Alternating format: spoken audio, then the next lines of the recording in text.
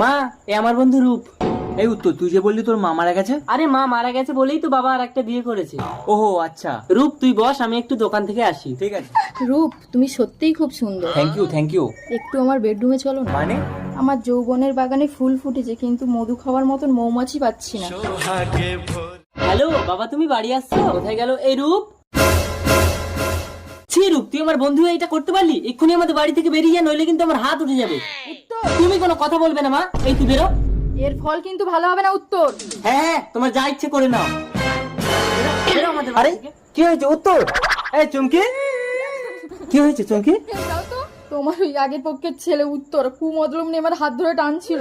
ওই ছেলেটা বাধা দিতে এসেছিল বলে ধাক্কা মেরে মেরে নিয়ে যাচ্ছে। দুষ্ট গরুর থেকে শূন্য গোয়াল অনেক ভালো, ওকে আজ আমি মেরেই ফেলবো। বেরো, উত্তর! বাবা, এই আমার কথাটা শোনো। চুমকি